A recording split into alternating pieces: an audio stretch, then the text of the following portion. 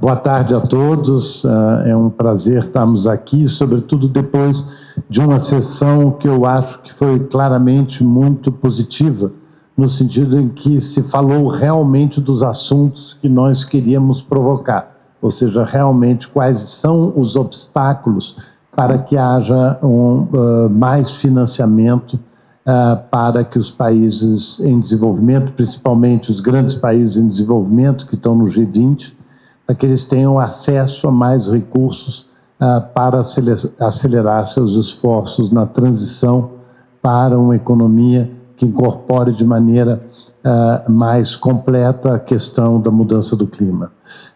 E foi interessante porque os países estão vindo com pessoas dos seus Ministérios das Relações Exteriores, Ministérios da Fazenda, da Banco Central, Ministério do Meio Ambiente, e foram muito interessantes as intervenções, porque mostra que há um esforço dentro de todo o G20 de fazer o que nós do Brasil estamos fazendo, ou seja, de nos coordenarmos os diferentes ministérios para termos uma posição coerente, uma posição informadíssima sobre ao mesmo tempo as ameaças e as oportunidades que as circunstâncias estão criando. Então, do ponto de vista do Ministério de Relações Exteriores, eu considero que foi uma excelente reunião e realmente muito rica e, sobretudo, muito direcionada para onde o Brasil está querendo levar essa discussão. Bom dia, né? Boa tarde a todos e todas. Como o embaixador André Corrêa do Lago mencionou, acho que as duas sessões, ontem e hoje, elas têm algumas características, 3 pontos para situar aqui. O primeiro, acho que essa característica que o G20 brasileiro trouxe, que é fazer com que o tema de mudança do clima seja e combate à pobreza sejam temas transversais em todas as áreas do G20. Essa é uma marca forte. E esse Task Force, né, que é uma inovação, que pela primeira vez o G20 tem um Task Force de clima, que é um pouco a síntese do que está sendo colocado, acho que mostra esse desejo e essa intenção do governo federal de priorizar o tema de finanças junto com o tema de ambição climática. A gente sabe que ambos têm que ser reforçados. Para termos mais ambição, precisamos ter os meios de implementação, e para termos os meios de implementação, precisamos de planos fortes, substantivos, como estamos desenvolvendo aqui no Brasil com o Plano Clima. Eu acho que ficou muito interessante ver essa combinação, né, dos órgãos financeiros com os órgãos ambientais, principalmente porque a gente sabe que na COP29 o tema de finanças é um tema muito importante para a governança global como um todo, e acho que o G20 já começa, com a liderança do governo brasileiro, dá também uma contribuição muito importante para o desenrolar e o sucesso da COP29 e, consequentemente, da COP30. Passar aqui, Marcelo. Ana, obrigado. Boa tarde, boa tarde. Acabamos de finalizar uma sessão bastante rica, muitas discussões, pontos de vista diferentes. Muito bom partilhar esse momento com os colegas, é um aprendizado. Então, parte da nossa construção na agenda ambiental envolve esse aprendizado. O desafio é único. Em algum momento eu fiz essa interseção e eu queria deixar aqui apenas 2 ideias. No enfrentamento desse desafio, que é um desafio comum, a noção de risco é importante, é um canal de transmissão, de entender, no fundo, o que o clima traz de mudança para as nossas vidas e para o funcionamento da nossa economia. É um elemento de risco adicional que precisa ser entendido e, na verdade, revertido e explorado no sentido de chegarmos aos objetivos que foram postos. A gente só vai conseguir fazer isso com muita articulação, com muita colaboração doméstica e externa, por isso que a gente está aqui. É uma situação um reconhecimento que os bancos centrais, mais ou menos uma década atrás, entenderam que os sistemas financeiros, sob sua responsabilidade, pode ser um instrumento de transformação desse risco, ajudar a mitigar esse processo de transição. E a gente vem trabalhando juntos, em parceria doméstica e externa, nessa rede de relacionamento, tentando encontrar soluções e mobilizar esforços no objetivo comum. Boa tarde a todos e a todas. É um prazer estar aqui com os colegas e coordenar essa agenda que conecta o track financeiro com o track de Sherpas do G20, muito importante para trazer uma agenda forte e bem coordenada do G20 em relação a essa agenda climática. Da Fazenda, a gente considera que a Task Force é particularmente importante, para além dessa conexão dos vários grupos nos dois tracks, porque ela pode trazer concretude de entregas em 3 pontos, em planos, plataformas e instrumentos. São os 3 palavrinhas mágicas que a gente reforça da Fazenda em relação à capacidade que os países vão ter de, primeiro, se planejar, se programar, conectar suas NDCs que estão em revisão com planos de investimento que consigam, de fato, ser financiados. Nesse ponto, a gente entende que o Brasil, por meio do Plano de Transformação Ecológica, já dá um passo adiante nessa organização e planejamento da estrutura econômica para a transição. A ideia de plataformas que conectam os vários atores relevantes, bancos multilaterais, bancos nacionais, bancos subnacionais, setor privado, que pode ser, para vários países em desenvolvimento, muito importantes por financiamento de transição em alguns setores, segundo seus interesses e as suas características. E os novos instrumentos que o Brasil também aqui tem algo a trazer, como o Eco Invest Brasil, que foi lançado no final de fevereiro pelo Ministério da Fazenda em São Paulo, em parceria com o Ministério do Meio Ambiente, usando os instrumentos que a gente já tinha no Brasil, que tem um aspecto interessante que a gente tem reforçado, que é a capacidade de mitigação de risco cambial para atrair investimentos privados estrangeiros para o país para financiar a nossa transição. Então, acho que conseguimos, nesses 2 dias de reunião, nesse segundo momento de encontro da Task Force, fazer o reforço junto aos países do G20 dos planos, das plataformas e dos instrumentos que são tão importantes para a transição do nosso mundo. Muito obrigado. Abro para eventuais perguntas.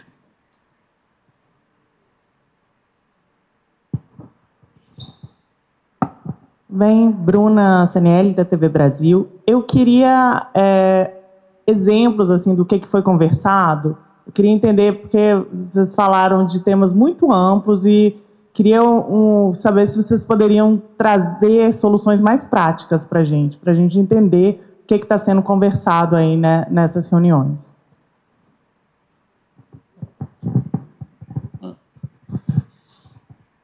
De fato, tem uma dimensão técnica muito acentuada nessa discussão, e acho que o Ivan pode mencionar algumas, mas a questão é como é que você leva em consideração os elementos que, por exemplo, que são considerados risco e que aumentam o custo dos empréstimos de países em desenvolvimento.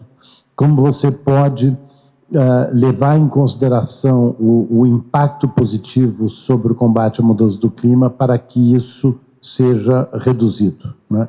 Então, você não pode, ao mesmo tempo, querer que os países em desenvolvimento façam mais, mas não tenham acesso a recursos, porque vários países desenvolvidos têm planos muito ambiciosos, como a União Europeia, como os Estados Unidos, né, com o IRA, ou a China, mas são países que têm, ao mesmo tempo, uma imensa capacidade de desenvolver ideias e projetos, mas eles também têm recursos financeiros significativos. Então, como os demais países em desenvolvimento chave, né, que estão dentro do G20, como é que eles podem fazer mais, como é que eles podem ter um acesso a recursos financeiros, como a gente pode vencer os obstáculos para que esses recursos financeiros permitam isso. E eu acho que isso se encaixa muito também dentro da noção da urgência, ou seja, nós estamos vivendo um momento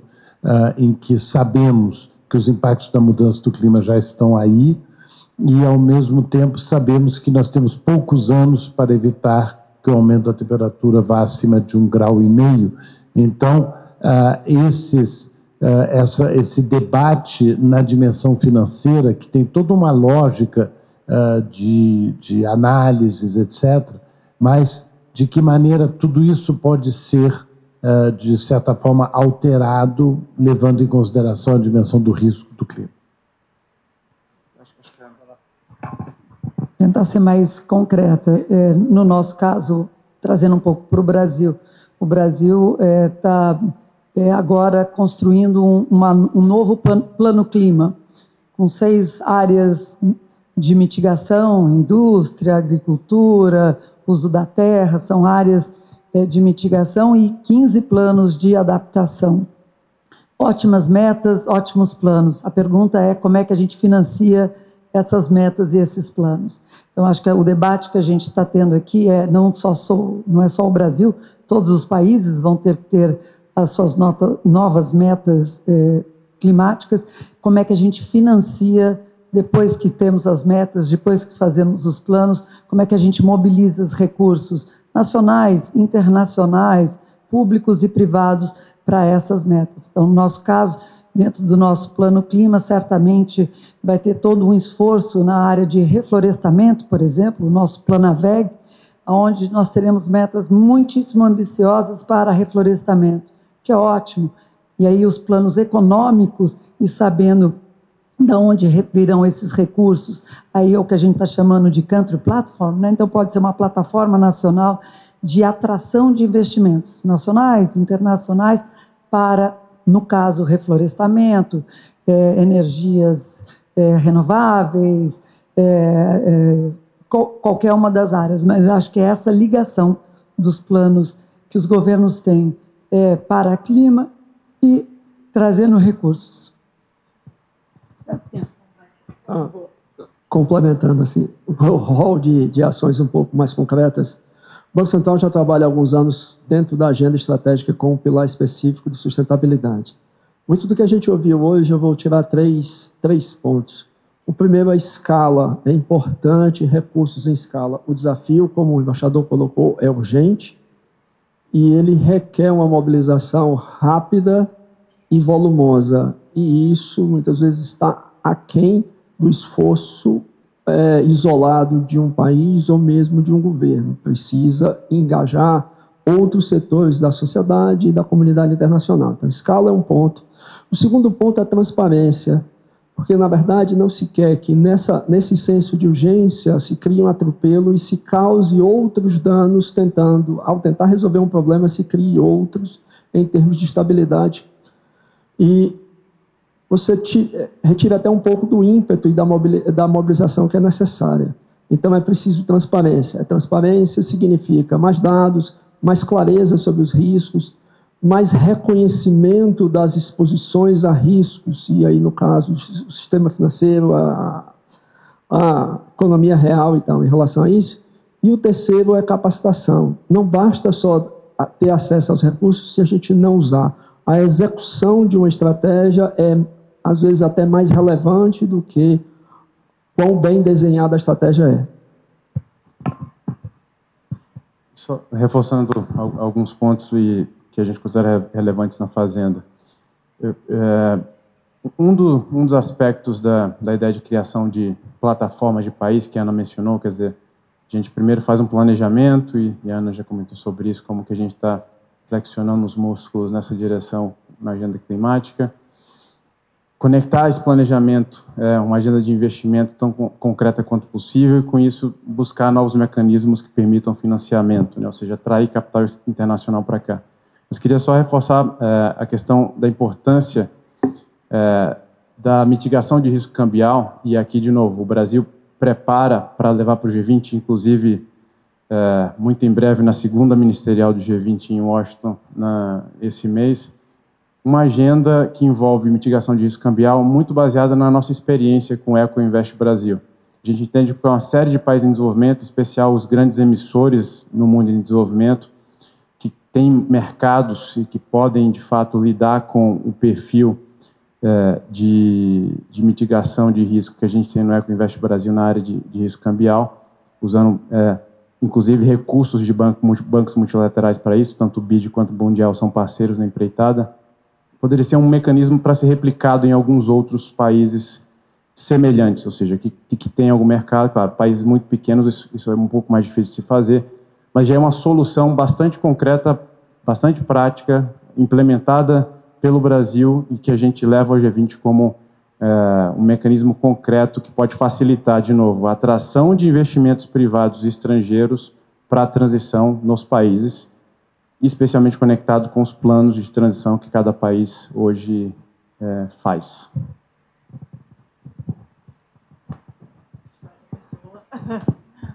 Ana, eu queria fazer uma pergunta sobre uma plataforma do IBAMA que foi anunciada agora no dia 2, e queria saber se já faz parte desse plano, né, de trazer... passo o nome aqui certinho, desculpa aqui, porque...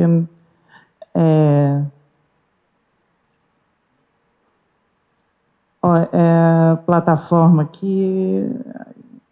Bom, essa plataforma foi divulgada aí no Diário Oficial, dia 2, é uma plataforma de recuperação, plataforma de acompanhamento da recuperação ambiental, Recuperar, né, que vai ser divulgada foi anunciado, saiu no Diário Oficial no dia 2 e vai entrar em vigor aí no final de maio. Ela já faz parte desses planos do Brasil para mostrar uma solução ou como que o país pode encaminhar os processos aí no G20 também? Essa iniciativa do IBAMA, com diversas outras iniciativas, eu acho que do Ministério do Meio Ambiente, junto com o Ministério da Fazenda, a ministra Marina Silva sempre disse, comando e controle tem os seus limites, a gente precisa também trazer estímulos para que a economia dê os sinais necessários, então a gente precisa de uma caixa de ferramentas econômicas e de transparência. Então, concessão é uma delas, taxonomia, mercado de carbono, o Ecoinvest. Eu acho que a gente está trabalhando muito junto, o Fundo Clima, o Fundo Amazônia, muito juntos de diversos instrumentos econômicos para que, no caso, restauro, seja possível, onde a gente traz a área ambiental e, logicamente, a área financeira. Comando e controle tem limites, é absolutamente necessário e para ser complementado com estímulos econômicos.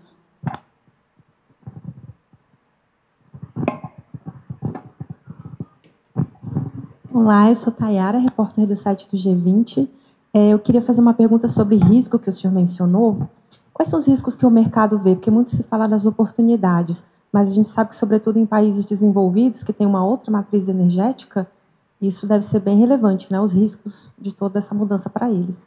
Como isso é recebido, né?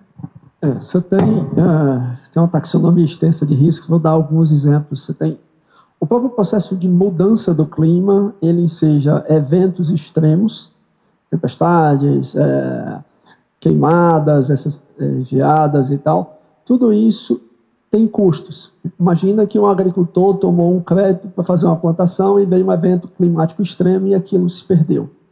Então, esse é um risco que o sistema financeiro está exposto e precisa antecipar, tomar medidas, precificar adequadamente esse tipo de coisa. Precificar adequadamente risco significa direcionar o comportamento na direção de uma transição mais suave. Então, você tem riscos associados ao próprio, digamos assim, aos eventos físicos. Essa é uma categoria.